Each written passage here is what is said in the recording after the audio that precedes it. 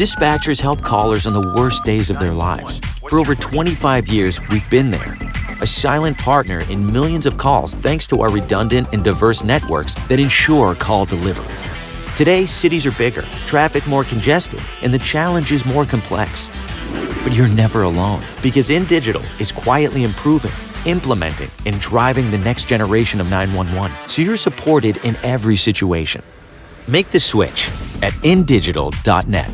Have you ever met a 911 professional and asked, what's the worst call you've ever taken? Well, here's your answer. I heard your last breath the night you flipped your four-wheeler. I tried to call you the day you committed suicide by driving your car into a tree. Blue face, cold to the touch. I helped you with CPR after you found your infant face down, not breathing. It messed me up. I did everything I could, but it wasn't enough. You were with me from the beginning, Grandma. 27 years later, I took the 911 call when you died. How fitting to be there for me in the beginning, and I was there for you in the end. I miss you, Grandma.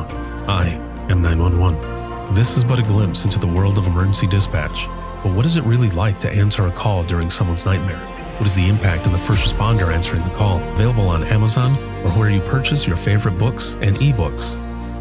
Imagine listening. Your worst day is our everyday.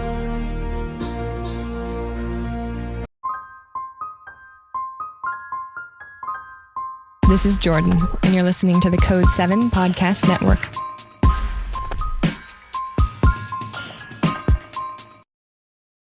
Warning.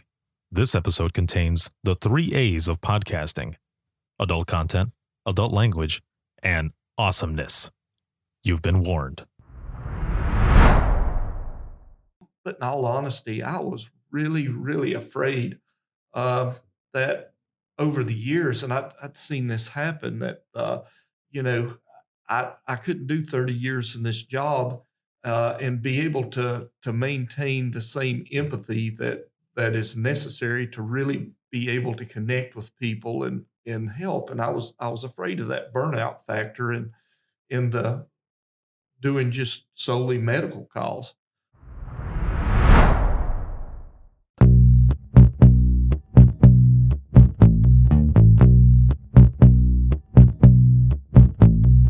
Welcome to Within the Trenches, true stories from the 911 dispatchers who live them.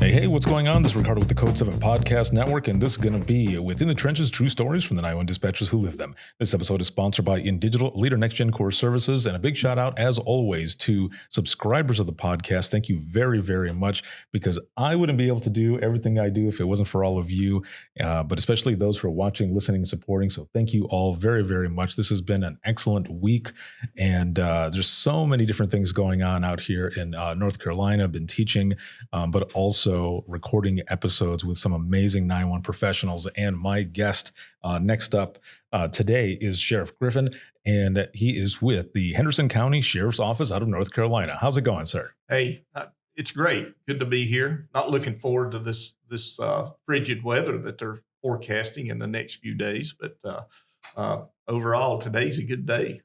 That is correct. It was dropping down to about 20 something, and then it at least this morning it was 30 degrees, and I thought, okay, well, I only need the one jacket. I don't need the double layers, so I should be all right.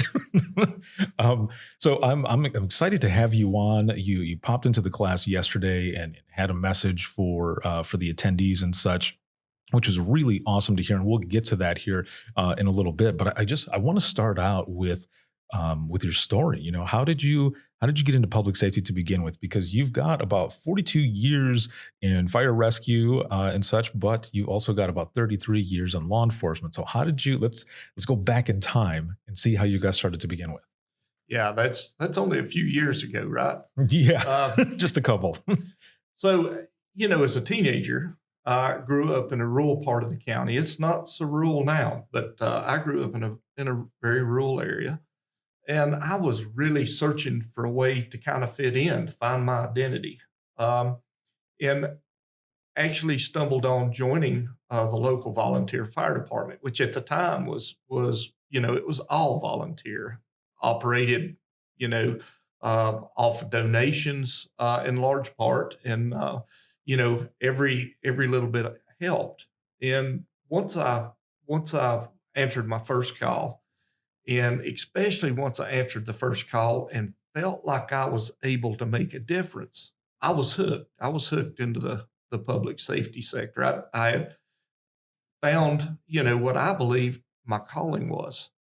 And, we go back in those times. And there weren't a lot of opportunities as a career firefighter.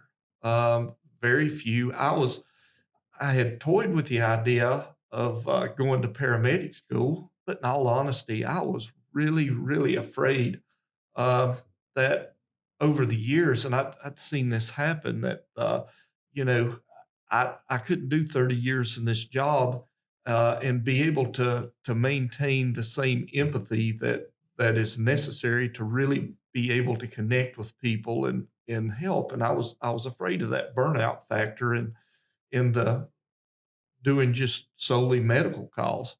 Um, and a lot of sheriff's deputies, when we go back 33 years ago when I started, a lot of sheriff's deputies, including some in the department that I started at, uh, they were also volunteer firefighters.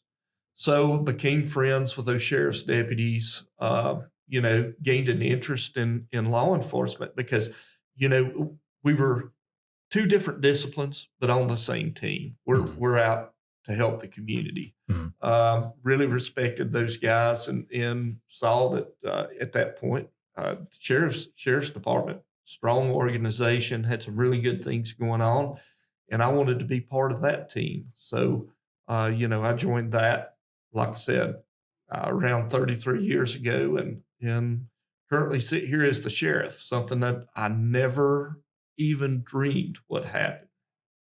What do you think it is that a lot of people say that in public safety, it just seems as though it gets into your blood right away, and you're helping folks. So what do you think it was for you that it just kind of got into your blood right away?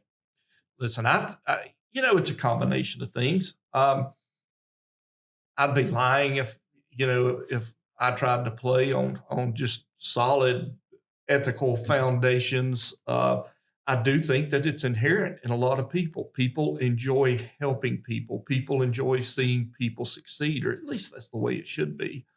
But when you're young and you can mix some excitement in with that, you can find a challenge. And sometimes that challenge is extreme. And you can kind of put all of that together. And I think that's what hooked me. There were opportunities to help people. There was some excitement. You show up on the scene of a bad accident or a fire, lights flashing, radios blaring, and then you train to face these challenges. And yourself. Sometimes the worst thing that you can do is train and train and train for a challenge that never presents itself because you lose interest in that. But at that time, as I began my training in both fields, fire rescue, law enforcement, the challenges were real. So you would train, you would face the challenges, you would succeed, and it just gave me that opportunity to really apply myself. And I think that's really what resonates with a lot of people. I agree. I feel like a lot of folks, what they're looking for is to be a part of something bigger than themselves. That's exactly right. And I have to ask though, when you made that switch over, when you were first starting out in law enforcement, was there a physical test at all that you had to take? When you go through basic law enforcement training, there is a physical Mhm. test. But there was a group of us that always tried to take care of ourselves. Listen, we're going to go back when I started in the fire service 43 years ago, to where I started in law enforcement 33 years ago. At that point, we didn't have a Gold's Gym on every corner. That stuff didn't happen. Yeah. So, but of course we didn't have all the conveniences we had today. There was growing up in a rural part of the county where there's a lot of farms. Man, as a teenager, I got workouts putting up hay. You toss hay bales all day long, and you'll figure out there's got to be an easier way. Yeah. So we stayed active, and you go back that far, and it's you're also younger. It's just easier. Right. The reason I ask as well is because there was a time when I was still in Florida working in dispatch. Our records clerk, Candy, her husband was a kind of a big shot Florida state trooper. And he kept telling me, Ricardo, I can get you in. You just, of course, you got to pass through everything, and I can, give you a letter of recommendation and all this other stuff. And I said, all right, I'll go ahead and try it. I passed everything, and I did pass the physical as well. The thing, though, was I think you only had, I don't know, maybe 4 minutes or something to get through the entire thing, 4 or 5 minutes, something like that. And when it got to the part where you have to drag a 100-pound dummy, I I will never forget this, because I'd been standing in line watching all of these folks do the same thing, and everyone was dragging it differently. And there was just one way that I thought it looked like the easiest way to do it. And I thought, it's 100 pounds. It can't be that bad. And when I went to go do it, I grabbed the dummy and I start pulling and pulling and pulling and pulling. Halfway there, I get a cramp in my right thigh and I fall over. When I fall over, my shoe goes flying up in the air, and everyone there is yelling at me, "Get up, Martinez, get up, go, go, go." And I got up and I made it. And I dragged it to the end, and I made it all the way to the end. And the very last part, you open up the trunk, you grab out a gun that's not loaded or anything, but I think you have to fire 6 times, and then 6 times with your left. And then you run into the car, put it in the glove compartment, and then put your hands on the steering wheel. Well, I passed it. I still had about a minute and a half left. But when I was leaving, I didn't notice that I still did not have my shoe. And one of the drill sergeants comes running up and he's like, "Martinez," and throws my shoe at me. And he goes, "You got a lot of heart. That's exactly what we're looking for.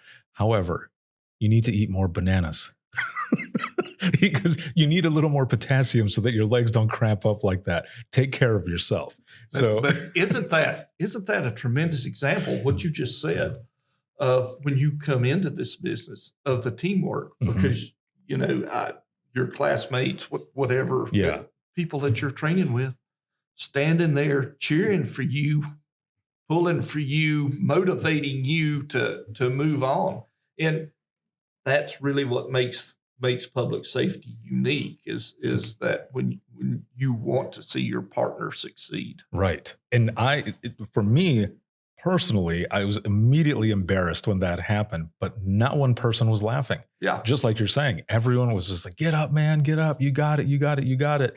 I passed everything, but when I was going through it, I ended up deciding right before, because I was I was close to moving back to Michigan. And I thought, I can't start this career now and leave them like that. So at least I knew that I was able to get through all of it in case I wanted to try it again in Michigan. And I would definitely make sure that I was eating more bananas so that didn't happen again. Learned. Yes. Lesson learned. Now, you end up going through all this time. When you first got in, though, were there any things that, because you had been on the other side for a while, but you jump into law enforcement, was there anything that was, I don't know, maybe eye-opening, or did it seem overwhelming in the beginning? I'm not going to say overwhelming. Mm-hmm. You see a lot in the fire service, but then when you start into law enforcement, and you see some of the situations, the way some of the people live, the way certain people that you haven't dealt with before act. It wasn't overwhelming, but it was certainly intriguing. And you realize in both the fire service and law enforcement, this is a dynamic world. Mhm. This world is constantly changing. And the methods we use to police, the methods we use to rescue, the methods we use to extinguish fires, they're changing. Materials are changing. Technology's changing, and we can never stop training. The amount of training that you have to do is really phenomenal. What these folks, because the crimes that we're seeing, some of your basic crimes, domestic violence, yes, but there's a lot that we're seeing today that didn't exist when I started. Um, you know, no no crimes existed that related to cell phones or technology when I started. Mhm. It wasn't there. So there's it's really it's really interesting the way, like I said, the world has changed, and it's making it harder. Really, it's a lot more difficult to wear multiple hats today Mhm. because of all the changes, and all the specialty approaches with everything from the environment to people today. Yeah, and when you mention people as well, and you get into law enforcement, I think one of the things that's the most eye opening is the I guess humanity. What humans can do to each other. And I saw something online. I've mentioned this before in the podcast, but I will continue to mention it because it makes so much sense. When if you remember the cartoon Scooby Doo, and it sounds weird saying it right off the bat like that, but when you remember that cartoon, and you're watching it as a kid, it's one thing, but when you see it as an adult, it makes a lot of sense. It's like, oh, I guess you never really noticed that before. And basically, what it is they're chasing these monsters around, right? There's these monsters that are terrorizing, doing all of these crazy things, but when you take off their masks, what are they? They're human. And it's the same thing when you get into public safety. You start seeing that, yeah, monsters are real, but they're all human. They are.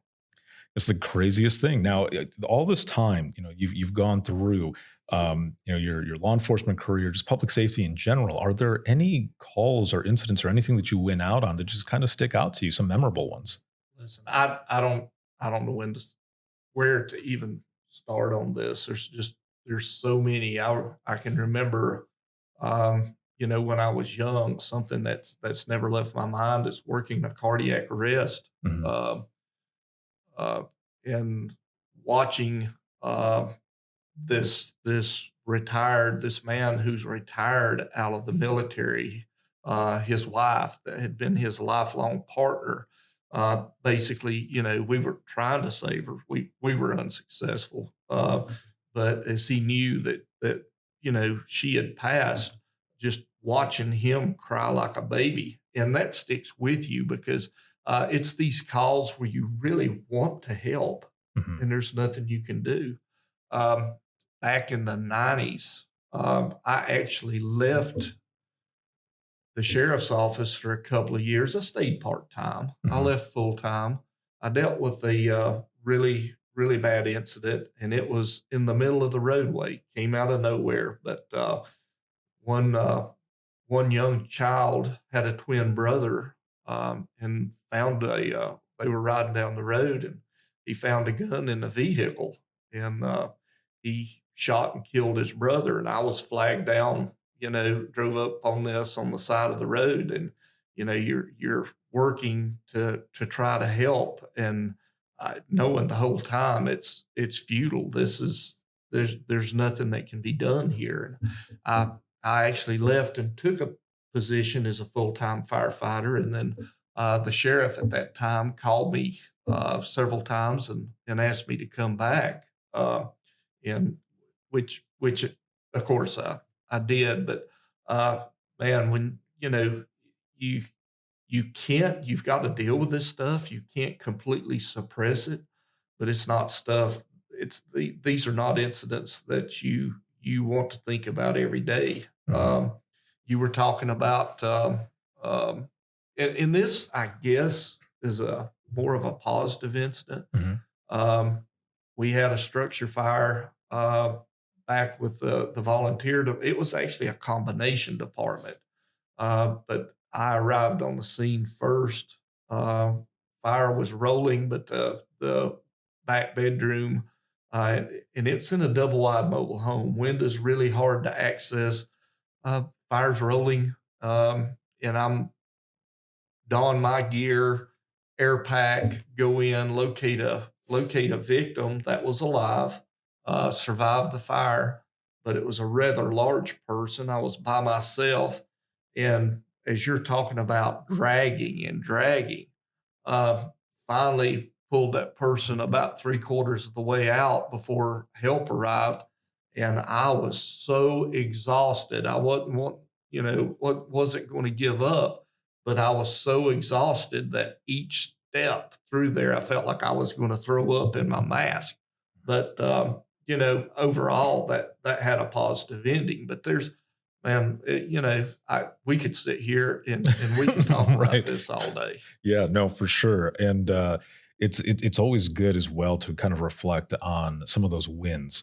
As I was telling the class yesterday, if you don't journal now, like start getting into it, because when you have hard call after hard call after hard call, and you can go back into that journal of those wins to remember why you are where you are or why you're doing what you're doing. Because I feel like sometimes we get to a point where we start to question, like, am I in the right place? Am I doing what I'm supposed to be doing? And so that's always good, as you mentioned, that one with the good outcome as well, to remember that. So as on the topic of the dispatchers, 911 professionals of your center here, how important are they to the landscape of public safety? Everything we do revolves around them. Just about everything. They are right there. We say patrol. We coined the phrase that patrol is the first line of defense for this county. Patrol can't be successful without dispatch. They're separate divisions. Specific jobs are separate, but they rely so heavily on each other. You've got to have good communications. You've got to have folks behind that radio that knows what's going on, can extract the information in a timely manner, can relay it in such a way that they get the point across in a concise manner to the officers as they're responding or on the scene encountering some sort of threat. Believe me, I have worked with so many, and most of them fantastic. But we always, if you're an aggressive patrol officer, you're going to pick up and understand which dispatcher that you really appreciate and who you want on that radio when you have a bad call. You know who you would like to answer that phone if it's somebody from your family making that 911 call. We are so blessed here in Henderson County to have the quality of folks that we have because, that first contact, somebody dials 911 because, their mother, their husband and wife, whatever the crisis is, that is that first point of contact in any crisis in this county, period. Mhm. I'd love to hear this because for a long time, or at least years ago, it has definitely changed since about 2016 on, that dispatch is seen more and recognized more and everything. And it's just amazing to hear you say these words. And also going into the wrap up of this episode, which has been awesome to have you on and chat and learn more about you and everything in your story.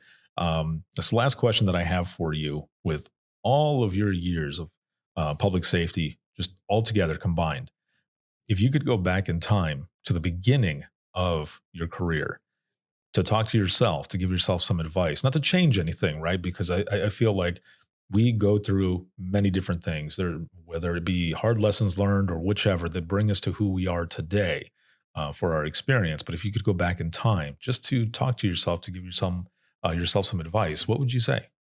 Less mouth, more ears. That works. That's don't. We're always really quick. We go to some sort of training. We come back and to be a good officer, to be a good telecommunicator, to be a good detention officer. To be honest with you, you've got to have a little bit of an ego. Now, a manager has the task of trying to harness these egos. However, they're as fragile as eggs. You can't crack them, Yeah. But a little less ego. Pay more attention to those folks that you thought they've been doing it. Maybe I looked at them as they're not with the times. They're not with the new technology. They're not with the new systems that we're using. Pay a little more of attention to their life experiences, and a little less to your own ego. And I really think if I was starting all over again, that's what I would want to do. Perfect. Thank you again, sir, for being on, for what you do in public safety, and also for your deep regard for everyone that's here and is doing this job here in public safety. So thank you so very much. And we are going into the wrap up of this episode. For all of you who are watching and listening, if you have any comments, questions, or you ever want to be a guest on the show, you can email us, and that's going to be wttpodcast@gmail.com. The easiest way to find everything, however, is to go to links. That's links with 2i's.co/WTT podcast. You'll find everything there: social media, email, where to hear the latest episode, where to purchase the Imagine Listening books. This episode has been sponsored by InDigital, a leader Next Gen Core Services. Shout out to subscribers as always. And you can see this on Facebook, LinkedIn Live, X, as well as YouTube. And then you can listen 24/7 on Apple Podcasts, iHeartRadio, Spotify, your favorite podcasting app, and withinthetrenches.net. Have a good one, everyone. And we will see you all in the next one.